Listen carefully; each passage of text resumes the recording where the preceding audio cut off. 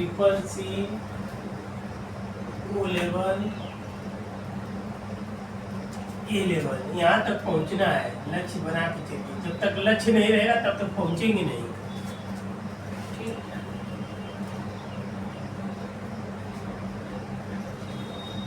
इसका एक लेयर छूट गया था, 7वें लेयर। ठीक है, ठीक है, पढ़ाने की कोई दिक्कत नहीं है। इसके लिए जगह छोड़ दें। हाँ, जगह छोड़ दीजिए। हेडिंग दे दीजिएगा introduction,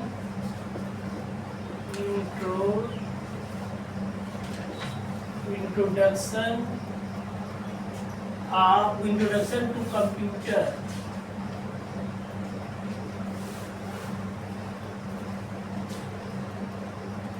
introduction to computer heading दे दीजिए, ठीक ना। एक पे छोड़ दीजिएगा। जी सर। हाँ, हेडिंग दे दीजिए इंट्रोडक्शन, कंप्यूटर का परिचय, कंप्यूटर का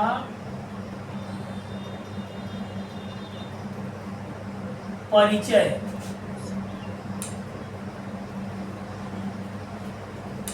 ठीक ना। इंट्रोडक्शन टू कंप्यूटर, कंप्यूटर का परिचय, ठीक।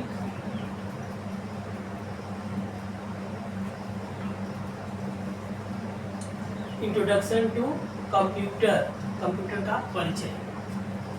अब इतना एकदम लक्ष्य बना लीजिए कि हमको A level, triple C, O level, A level, यहाँ तक पहुँचना है। यहाँ तक पहुँच जाएंगे तो आप बहुत महारत हासिल कर लेंगे, समझ लीजिए। हाँ, फिर पूछना नहीं रहेगा आपको।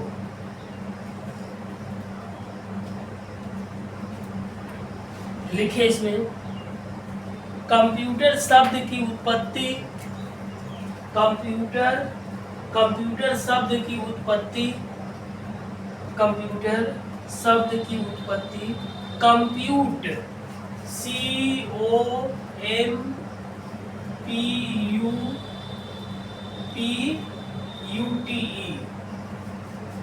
कंप्यूट, ठीक ना। COMPUTE, कंप्यूट, हिंदी में लिख दीजिए कंप्यूट। कंप्यूट शब्द से हुई है, कंप्यूट शब्द से हुई है, कंप्यूट शब्द से हुई है, कंप्यूट शब्द से हुई है, जिसका अर्थ है गणना करना, जिसका अर्थ है गणना करना, जिसका अर्थ है गणना करना। अतः बोलचाल की भाषा में, अतः बोलचाल की भाषा में इसे एक calculating device, CALCULATE, calculating device, DEVICE, calculating ING जोड़ दीजिए, कैलकुलेटिंग डिवाइस माना जाता है, कैलकुलेटिंग डिवाइस माना जाता है, ठीक है। कंप्यूटर से क्या काम होता है? शुरू में जब कंप्यूटर का आविष्कार हुआ तो उसे एक तरह से कैलकुलेटर का काम लिया जाता था, ठीक ना। जो arithmetical ARITHMATICAL, arithmetical and logical operation,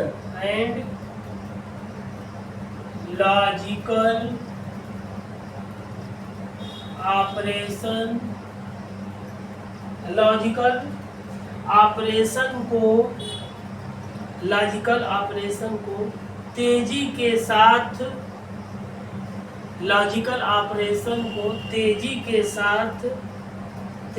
साथ कर सकता है,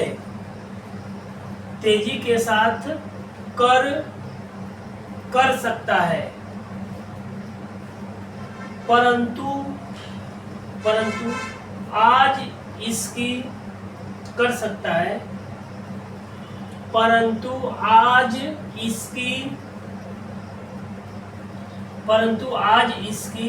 परिभाषा ही बदल गई है, परंतु आज इसकी परिभाषा ही बदल गई है, क्योंकि अब कंप्यूटर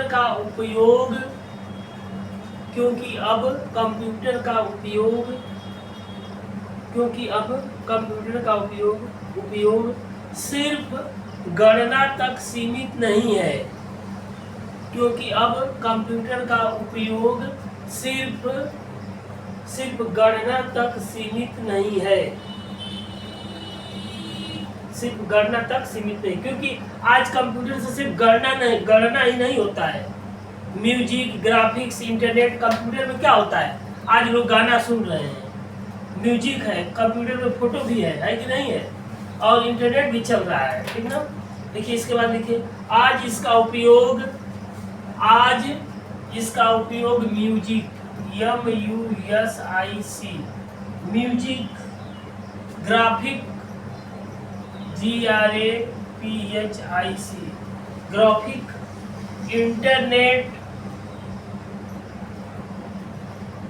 इंटरनेट ETC, ठीक ना, इंटरनेट ETC कई अन्य क्षेत्र में भी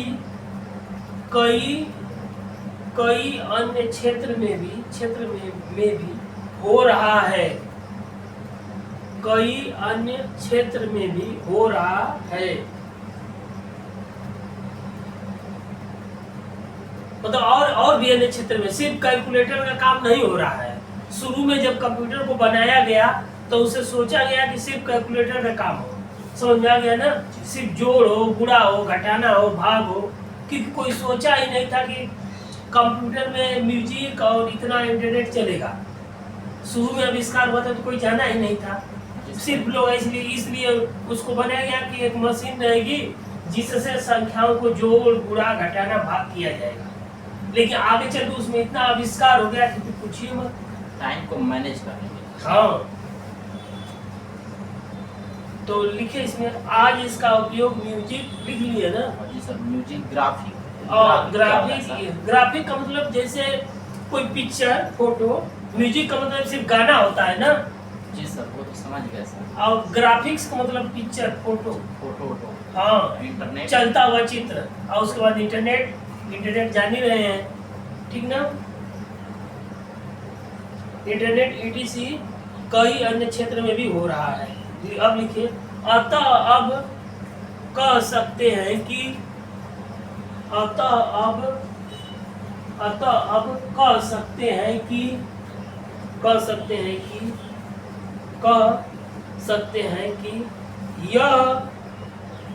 यह एक इलेक्ट्रॉनिक डिवाइस है, यह एक electronic ELECTRONIC device, DEVICE, electronic device है जो डाटा को accept, DATA, data accept, ACCEPT, data को एक्सेप्ट करता है, मतलब ग्रहण करता है, डाटा को एक्सेप्ट करता है, इंग्लिश में लिख लीजिएगा, ACCEPT, एक्सेप्ट करता है, और एक विस्तृत step by step processing, STEP, step by step processing, PROCESSING,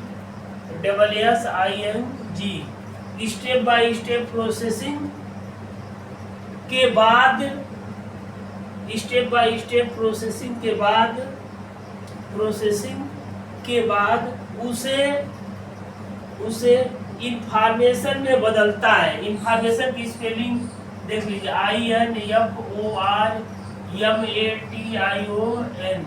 information में क्या करता है, डाटा को इंफॉर्मेशन में बदल देता है, ठीक है, इंफॉर्मेशन में बदलता है, इंफॉर्मेशन में बदलता है और आउटपुट रिजल्ट प्रस्तुत करता है। और क्या करता है? Output, OUTPUT, output result, RESULT, output result क्या करता है? प्रस्तुत करता है। आउटपुट, ये कंप्यूटर का इंट्रोडक्शन है, कंप्यूटर का परिचय, कंप्यूटर करता क्या है, ठीक ना। आउटपुट रिजल्ट प्रस्तुत करता है, प्रस्तुत करता है। यह डाटा को एक्सेप्ट, या डाटा को क्या करता है? Accept, ACCEPT, accept, store, STORE, store, और उन्हें मैनिपुलेट, MANIPULATE, मैनिपुलेट, डाटा को स्टोर, हाँ, डाटा को एक्सेप्ट, डाटा को एक्सेप्ट करता है, स्टोर, और उन्हें मैनिपुलेट करता है, ठीक ना। एक्सेप्ट करेगा, फिर स्टोर करेगा, फिर उसको मैनिपुलेट करेगा। मैनिपुलेट का मतलब सर, मैनिपुलेट का मतलब जैसी जिसकी जरूरत रहती है उसके अनुसार काम करता है, ठीक ना। कहेंगे जोड़ने के लिए तो जोड़ेगा, घटाने के लिए कहेंगे तो घटाएगा, गुणा करेगा, भाग करेगा, जो आप कहें, जैसा आप इंस्ट्रक्शन देगा वैसा काम करेगा, ठीक ना। ये हो गया कंप्यूटर का परिचय।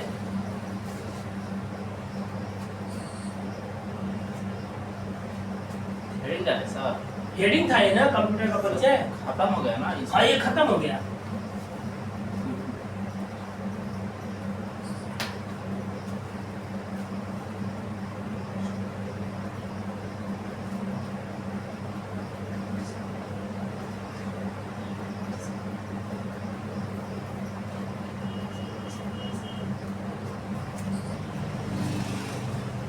अब हेडिंग दे दीजिए, history of computer, history, HISTORY, history of computer, computer का इतिहास, ठीक ना।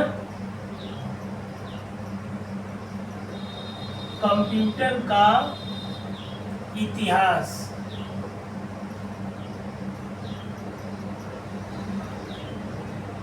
ठीक, कंप्यूटर का इतिहास, इसमें लिखिए, कंप्यूटर के इतिहास में लिखिए, पहले गणना के लिए प्रयोग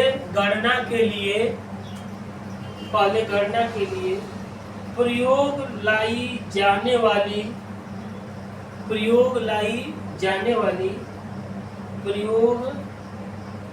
जाने वाली डिवाइसों में मैकेनिकल डिवाइस थी, मैकेनिकल, MECHANICAL,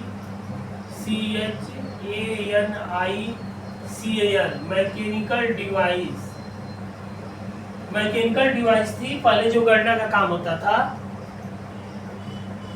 अबेकस को ABCAS, अबेकस, ठीक ना।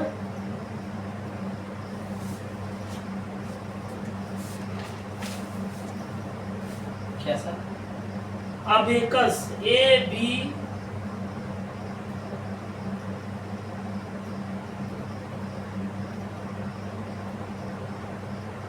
ABCAS, ठीक ना, अबेकस।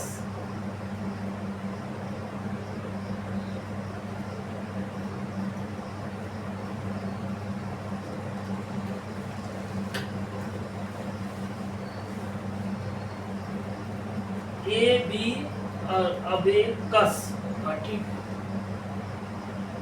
CAS, ठीक। अबेकस को पहला कंप्यूटर कहा जाता है, अबेकस को पहला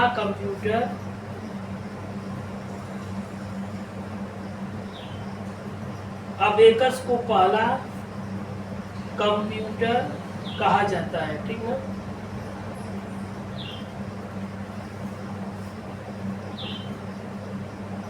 अबेकस क्या है इससे? ए बी ए, एक मिनट जाइए, ए बी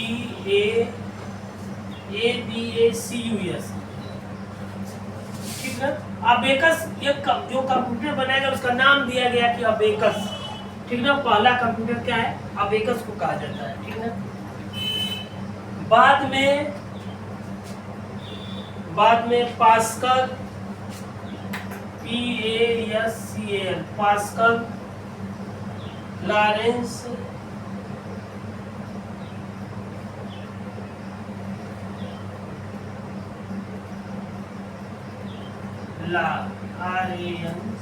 लॉरेंस,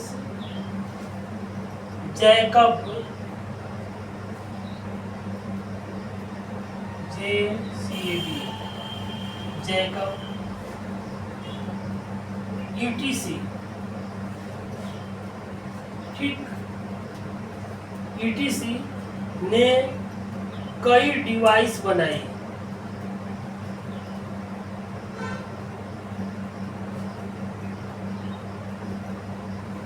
परंतु किसी भी डिवाइस में मेमोरी नहीं था, मतलब उसमें मेमोरी नहीं था। मेमोरी नहीं रहेगा तो कैसे काम करेगा, थोड़ा बड़ा काम करता रहा होगा, मेमोरी नहीं था। उसके बाद लिखिए, इसके पश्चात या तत्पश्चात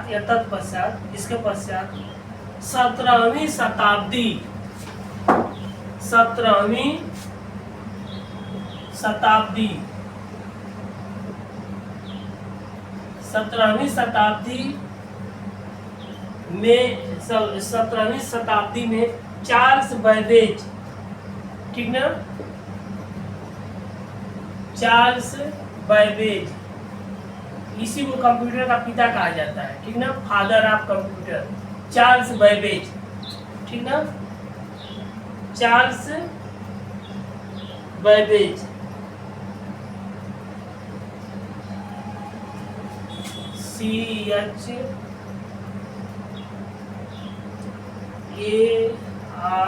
CHARLES, Charles Babbage, BABBAGE, English में लिख दीजिए। Charles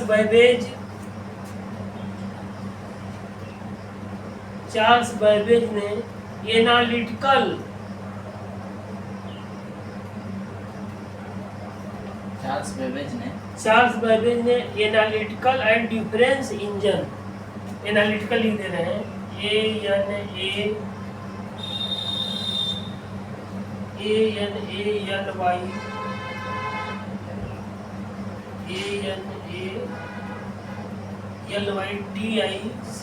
analytical engine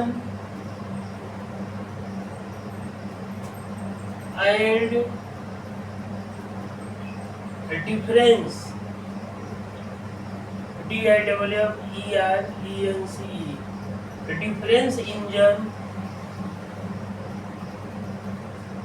difference engine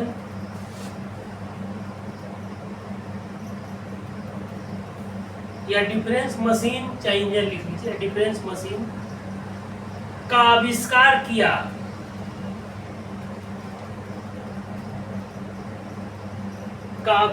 किया, जिसमें मेमोरी को डाला,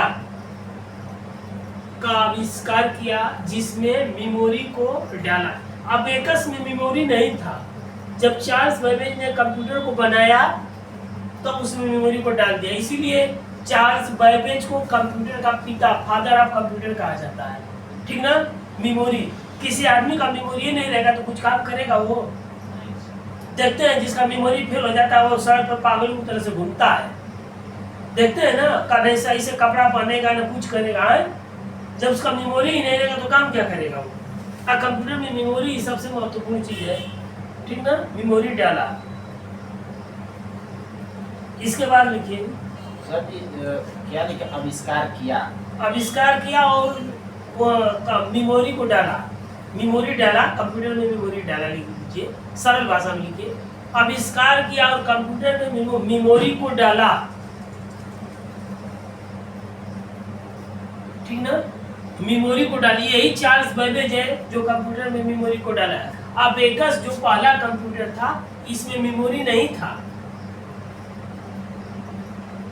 ये क्वेश्चन पूछता है father of computer Charles Babbage, या कंप्यूटर का आविष्कार किसने किया, तो चार्ल्स बेबेज।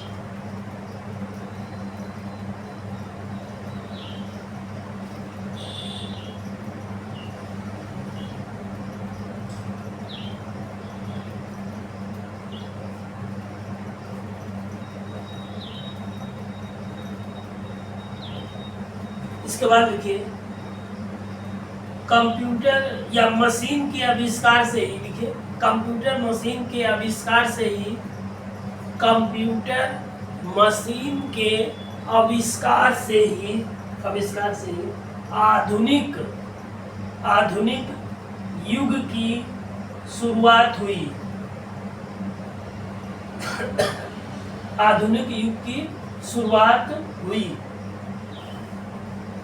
बाद में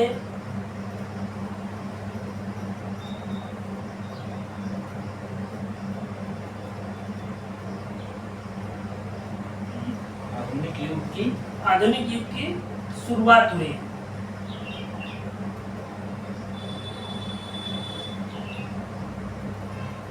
तो लिखिए बाद में आज के सभी कंप्यूटर में, बाद में आज के सभी कंप्यूटर में मेमोरी सबसे बड़ी विशेषता है।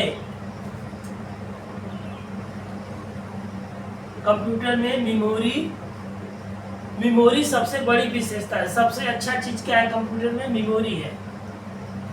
मेमोरी सबसे बड़ी विशेषता है।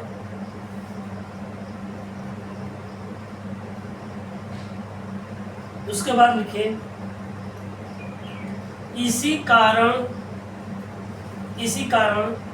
चार्ल्स बैबेज को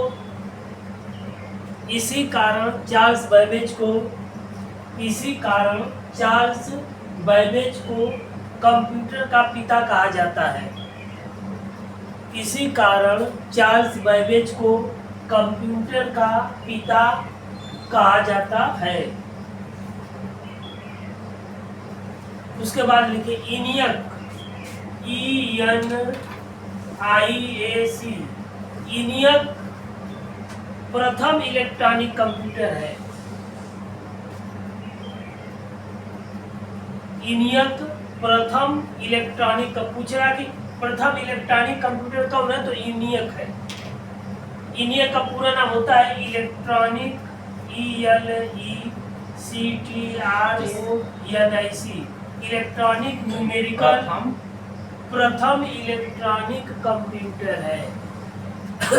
ENIAC प्रथम इलेक्ट्रॉनिक कंप्यूटर है।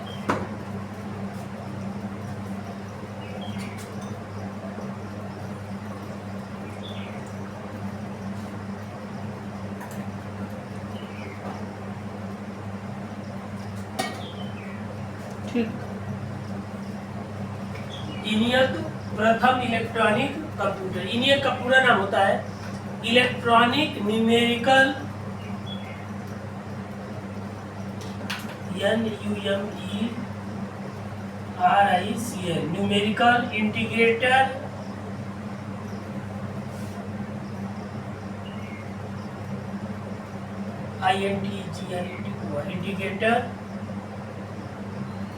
Integrator and calculator CALCULATOR, calculator.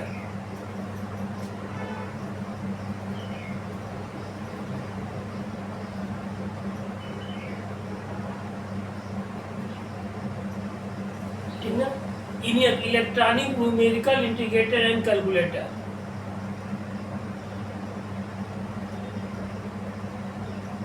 And calculator.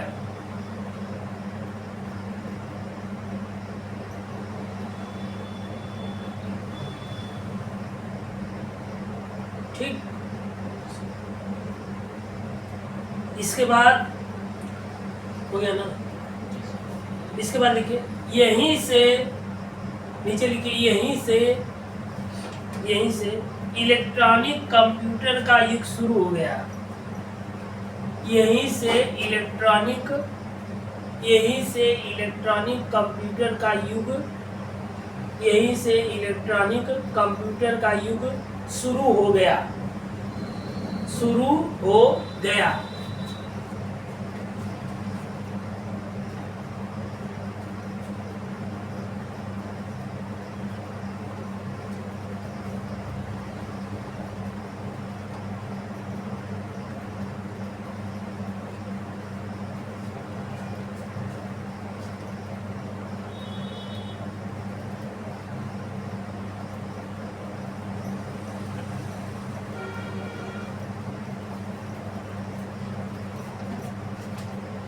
इसके बाद हेडिंग दे दीजिएगा जनरेशन ऑफ कंप्यूटर,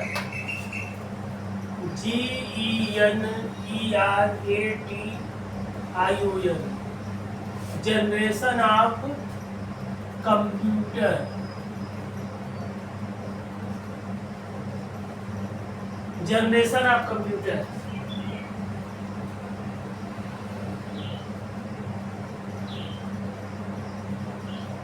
इसमें लिखिए first generation.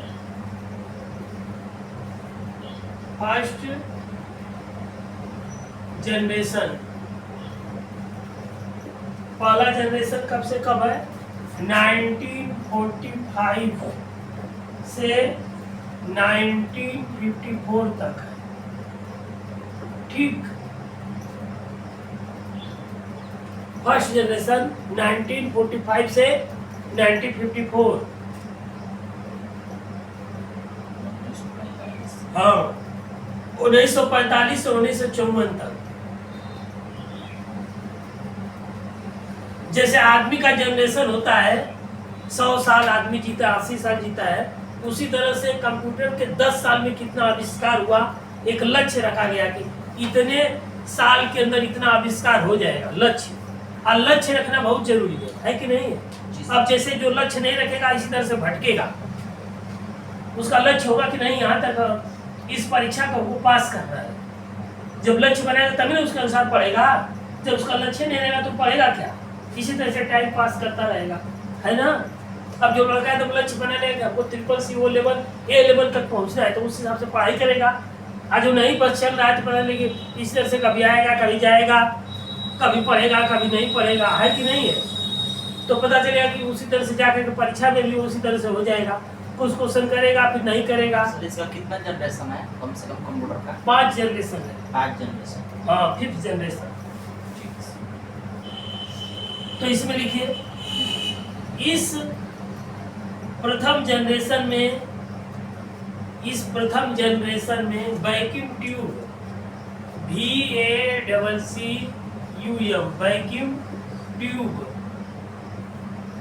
Vacuum tube technology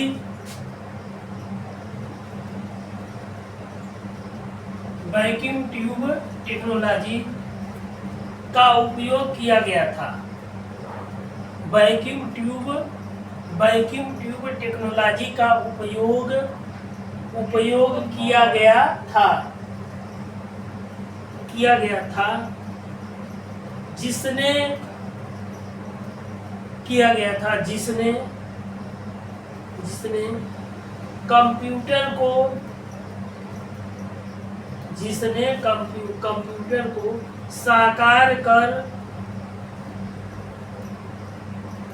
computer को साकार कर गणनाएं करना संभव किया।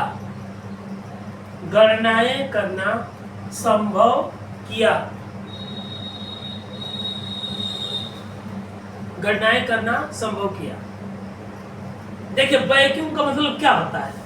जैसे बल्ब होता है, ये बल्ब हो गया, ठीक।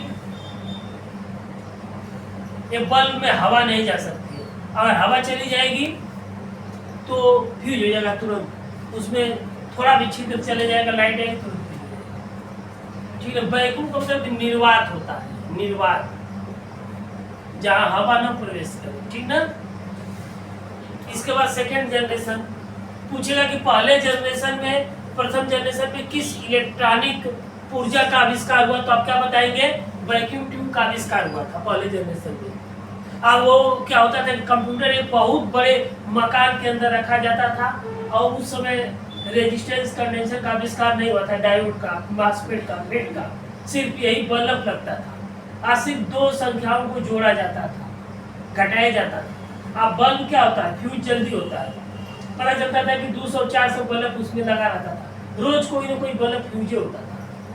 आप कोई सामान खरीदेंगे और रोज बिगड़ेगा तो उससे परेशान नहीं हो जाएंगे, तो रोज फ्यूज होता। तो इसीलिए फिर उसके बाद उसकी जगह पर दूसरा सेकेंड जनरेशन आ गया। सेकेंड साकार का मतलब साकार का मतलब गणना कंप्यूटर, संभव किया। हाँ मतलब थोड़ा गणनाओं का काम शुरू हो गया वहां से। हाँ, सेकेंड जनरेशन भाई ये कई बार किसी का आविष्कार नहीं ना होगा, किसी घर कई बार बहुत 4 तल्ला बिल्डिंग तो बन नहीं जाएगी। पहले आजाद भारत जब आजाद हुआ था, जब 1947 का भारत था, तो लोग किस में रहते थे, झोपड़ी में रहते थे। हाँ? जब देश आजाद हुआ होगा 1947 में, जब 1947 में जब देश आजाद हुआ होगा, तो लोग किस में रहे होंगे, झोपड़ी में रहे होंगे। हाँ? कहीं बिल्डिंग रही होगी, कहीं नहीं रही होगी 1947 के बाद। सेकेंड जनरेशन कब से कब तक बता दीजिए। GNERATION सेकेंड जनरेशन 1955 से 1964। आप कल्पना करिए 1947 में जब देश आजाद हुआ होगा, तो इधर कहीं मकान रहा होगा। अंग्रेजों जब 1947 का भारत रहा होगा, तो उस समय कहीं पे मकान नजर आ रहा होगा, कहीं नहीं, क्योंकि भारत तो खूब गुलाम था उस समय। भारत देखने लायक था ही नहीं, बस इतना समझ। तो वही कह रहे हैं ना, तो आप उसी से अनुमान लगा लीजिए कि पहले बल्लभ था। समझ में आ गया ना, भारत देखने लायक था ही नहीं। तो 1947 का जो भारत था, कहीं भी कोई मकान नहीं रहा होगा, क्योंकि भारत क्या था, गुलाम था, अंग्रेजों का गुलाम था। तो यहाँ कहीं कहीं लोग झोपड़ी में रहते रहे होंगे, बहुत, वो भी बहुत दूर दूर जहाँ कुछ रहते होंगे, किसी तरह से जो जहाँ बस गया वहीं बस गया। जैसे कोई कहीं से पतलू काट लिया, बस किसी तरह से बस वो अपना बना लिया, रह रहा है बस। इस एक तरह से आदमी आदि मानव की जिंदगी व्यतीत करता रहा होगा, ठीक ना। सेकेंड जनरेशन लिखिए, इसमें लिखिए कंप्यूटर के द्वितीय जनरेशन में, लिखिए कंप्यूटर के द्वितीय जनरेशन में, कंप्यूटर के द्वितीय जनरेशन में, कंप्यूटर के द्वितीय जनरेशन में ट्रांजिस्टर टेक्नोलॉजी, ट्रांजिस्टर टेक्नोलॉजी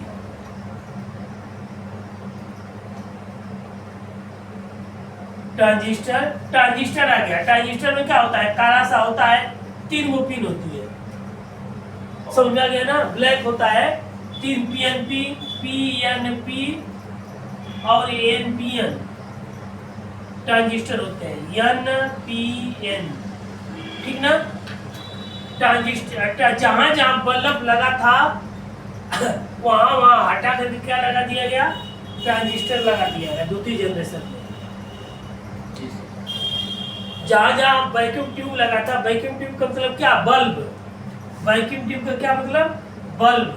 जहां जहां बल्ब लगा था वहां क्या लगा दिया गया, ट्रांजिस्टर को लगा दिया गया। ट्रांजिस्टर लगाने से अब फ्यूज नहीं होगा, रोज कंप्यूटर बिगड़ जाता था, है कि नहीं है। तो कौन बनाएगा, समय लगेगा, पता नहीं, काम करना है तो फ्यूज हो गया। अब कोई काम है, गाड़ी खरीदे हैं, कहीं जा रहे हैं, अब मौके पर पता नहीं गाड़ी बिगड़ गई, तो पहुंच पाएंगे, है कि नहीं है।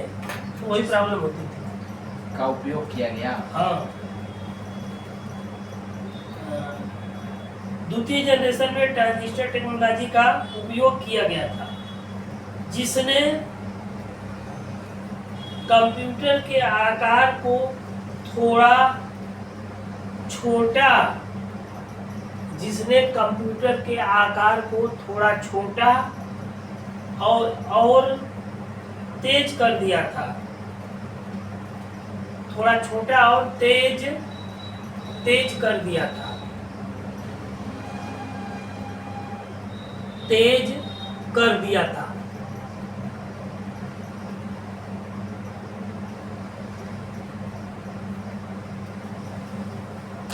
भारत अंग्रेजों का 200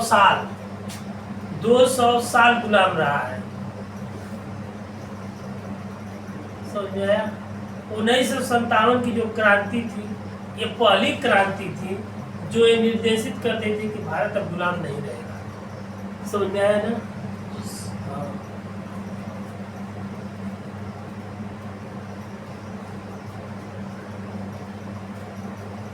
ये जो सब टंगस्टन था, ये क्या लिखे हैं? ट्रांजिस्टर ट्रांजिस्टर का जितना एनपीपी क्यों? अब ये ट्रांजिस्टर होता है, पीएनपी और इंटर में पढ़े होंगे, इंटर में फिजिक्स भौतिक विज्ञान पढ़े हैं ना, फिजिक्स। सर तो वो टंगस्टन होता है ना सर? नहीं, ट्रांजिस्टर होता है। हम खुद बच्चों को हम जो बल्ब में लगा होता है, अरे बल्ब में लगा होता है वो ना ट्रांजिस्टर होता है। तो बल्ब की बात नहीं कर रहे हैं, इस इलेक्ट्रॉनिक ऊर्जा को हटा दिया गया।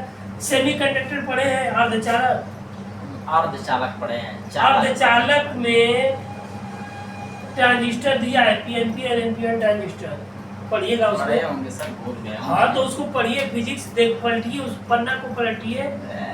हम दोबारा फोन खोलने पलटना पड़ता है क्योंकि जब तैयारी करेंगे ना तो पढ़ना पड़ेगा। अर्धचालक को सेमीकंडक्टर कहते हैं। ये चैप्टर बहुत इंपॉर्टेंट है। सेमीकंडक्टर, इसमें अर्धचालक सिलिकॉन और जर्मेनियम, ये जो दो तत्व हैं, और उसमें गेट भी है, एंड गेट, आर गेट। अब फिजिक्स में ये सब बढ़ा दिया है।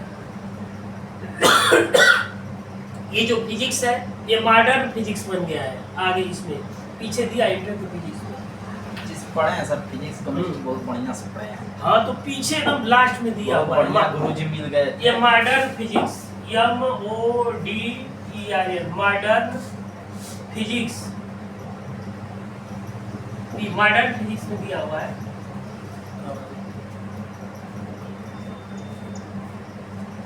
अरे जब पढ़ाएंगे क्यों, अभी दूसरी में 2 बार पढ़ा देंगे बस। सर एक बार अभी भी हम फिजिक्स पढ़ाते हैं तो ये पढ़ाते हैं ये चैप्टर।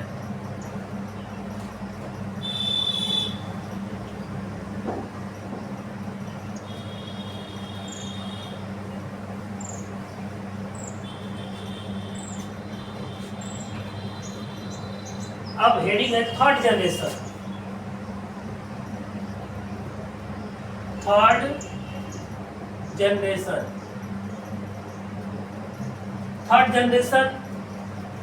64 तो ये 65 हो जाएगा। 1965 से 1974 तक चला है, ठीक है। थर्ड जनरेशन है।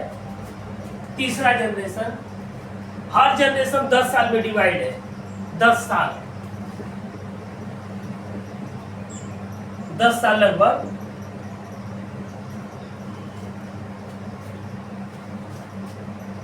इसमें लिखिए कंप्यूटर के तृतीय जनरेशन में कंप्यूटर के तृतीय जनरेशन में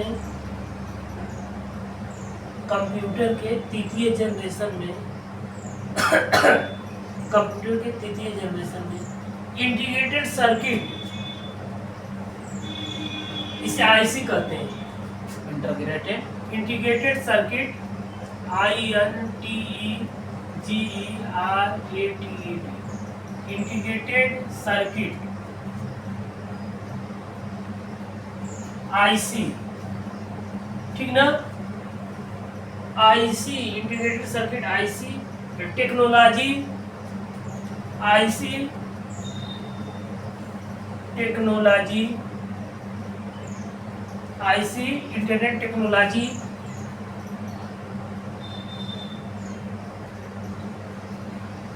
का उपयोग किया गया। इंटीग्रेटेड सर्किट टेक्नोलॉजी का उपयोग किया गया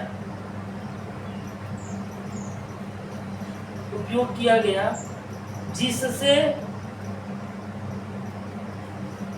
पूछेगा कि तीसरे जनरेशन में कौन सा इलेक्ट्रॉनिक ऊर्जा का आविष्कार किया गया था, तो आप बताएंगे इंटीग्रेटेड सर्किट आईसी। ठीक ना, याद कर लीजिए, पूछता है। उपयोग किया गया। हाँ, जिससे ये तुलनात्मक भरोसेमंद, जिससे कंप्यूटर को तुलनात्मक, जिससे कंप्यूटर को तुलनात्मक भरोसेमंद तथा तेज समझा गया। तुलनात्मक तुलनात्मक भरोसेमंद और तेज समझा गया, और तेज समझा गया। ठीक, अब इसके बाद हेडिंग दे दीजिएगा फिफ्थ जनरेशन। फिफ्थ मतलब पांचवा, सर अरे नहीं फोर्थ, फोर्थ में सर थर्ड हो गया है ना, फोर्थ, FORTH, फोर्थ जनरेशन। अब लिखिए generation, fourth generation. Fourth generation आपका 1975 से टिल डेट अब तक,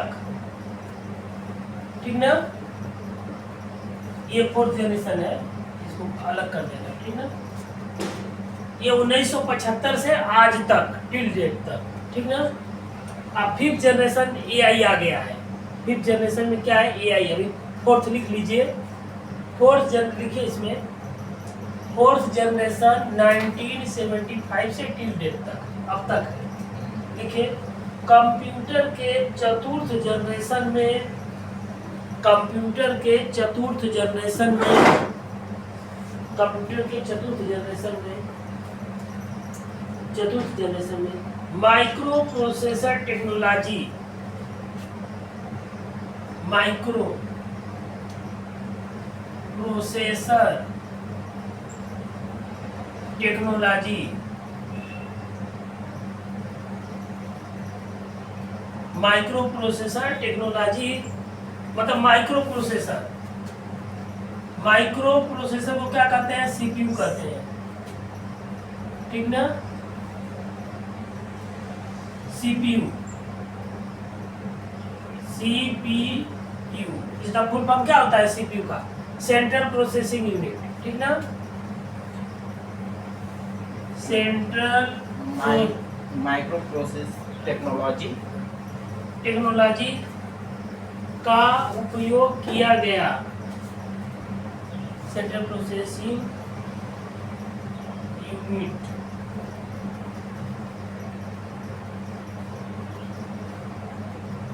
ठीक, माइक्रो प्रोसेसर चौथे जनरेशन। पूछेगा कि चौथे जनरेशन में किस इलेक्ट्रॉनिक ऊर्जा का आविष्कार हुआ था, तो आप बताएंगे कि माइक्रो प्रोसेसर किसका आविष्कार हुआ चौथा जनरेशन में, कौन सा इलेक्ट्रॉनिक ऊर्जा का। इसी तरह से क्वेश्चन पूछता है कि पहले जनरेशन में किस इलेक्ट्रॉनिक ऊर्जा का आविष्कार हुआ, दूसरे जनरेशन में किस इलेक्ट्रॉनिक ऊर्जा का आविष्कार हुआ।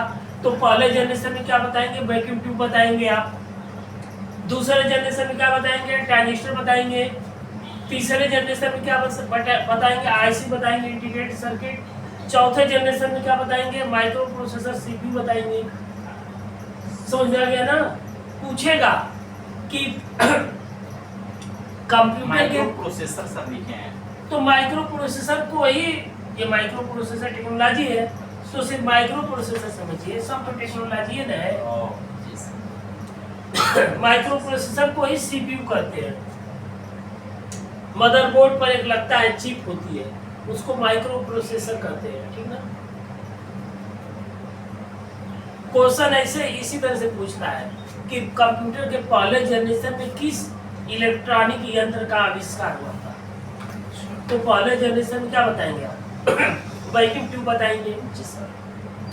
पूछेगा कंप्यूटर के दूसरे जनरेशन में किस इलेक्ट्रॉनिक ऊर्जा का आविष्कार हुआ, तो दूसरा जनरेशन में ट्रांजिस्टर बताएंगे। पूछेगा कंप्यूटर के तीसरे जनरेशन में किस इलेक्ट्रॉनिक ऊर्जा का आविष्कार हुआ, तो IC इंटीग्रेटेड सर्किट बताएंगे। पूछेगा कि कंप्यूटर के चौथे जनरेशन में किस इलेक्ट्रॉनिक ऊर्जा का आविष्कार हुआ, तो माइक्रो प्रोसेसर, माइक्रो प्रोसेसर। उसी को सीपीयू कहते हैं, ठीक ना। थोड़ा सा लिखिए। उपयोग किया गया, माइक्रो प्रोसेसर टेक्नोलॉजी का उपयोग किया गया जो प्रथम, द्वितीय तथा तृतीय, जो प्रथम, द्वितीय तथा तृतीय तीनों ही जनरेशन से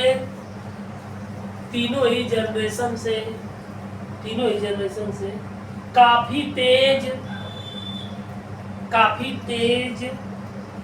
भरोसेमंद तथा साइज में छोटा पाया गया। मतलब क्या हुआ, कंप्यूटर का आकार छोटा पाया गया, जिसे आप आसानी से कहीं भी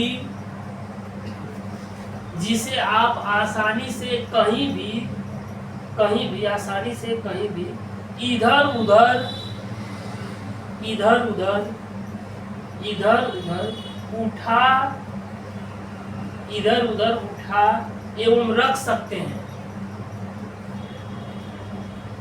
उधर उठा एवं रख सकते हैं। ठीक।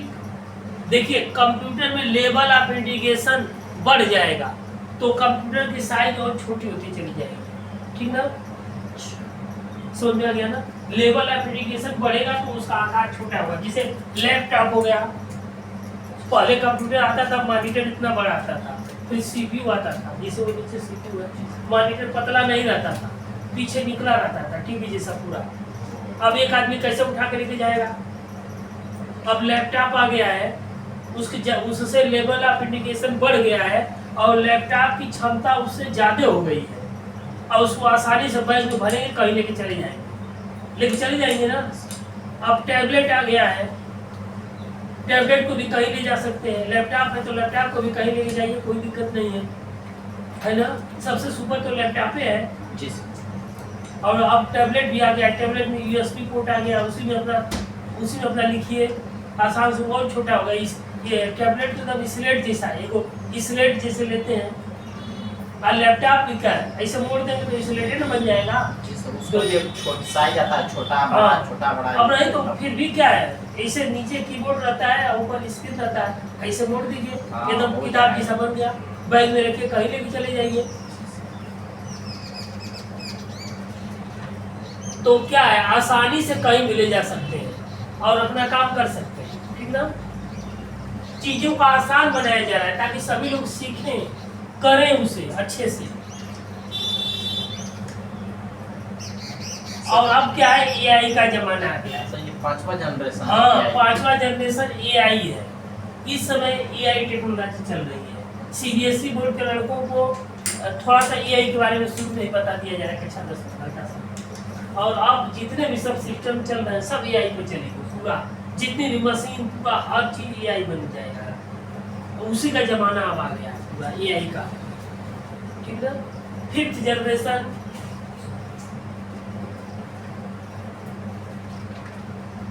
फिफ्थ जनरेशन, प्रेजेंट मतलब अब से, प्रेजेंट एंड नेक्स्ट, NEXT। वर्तमान, भूत, भविष्य होता है ना। जी सर। तो भूतकाल मतलब जो बीत गया, भूत, प्रेजेंट है जो चल रहा है, अब भविष्य जो रहेगा। तो इसमें क्या है, प्रेजेंट से भविष्य तक मतलब नेक्स्ट तक क्या है, 5th जनरेशन।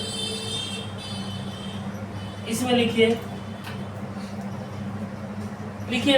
5वें जनरेशन के कंप्यूटर में, 5वें जनरेशन के कंप्यूटर में कंप्यूटर में आर्टिफिशियल ARTIFICIAL आर्टिफिशियल इंटेलिजेंस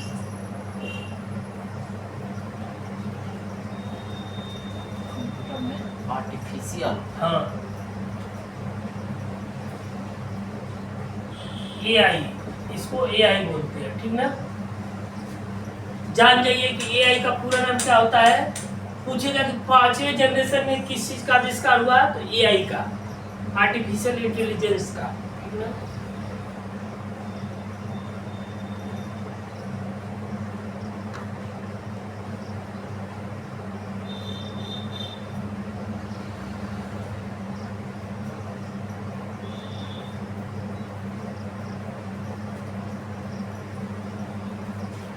ठीक हो गया ना। AI का AI आर्टिफिशियल इंटेलिजेंस का उपयोग किया गया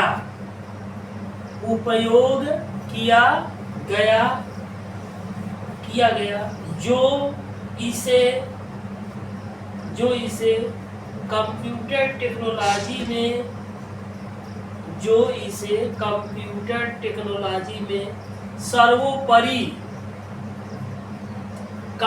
टेक्नोलॉजी में सर्वोपरि सिद्ध करता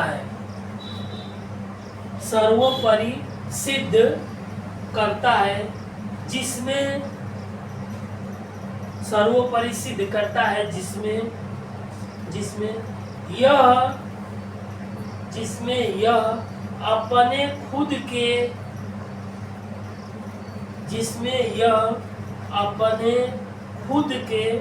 के IQ इंटेलिजेंट क्वोटिएंट होता है IQ का भी इस्तेमाल करता है। IQ हाँ IQ का भी इस्तेमाल करता है। जिसका IQ लेवल 120 से 140 होता है वो लड़के प्रतिभाशाली होते हैं, गॉड गिफ्टेड होते हैं। IQ का भी इस्तेमाल करता है ठीक ना।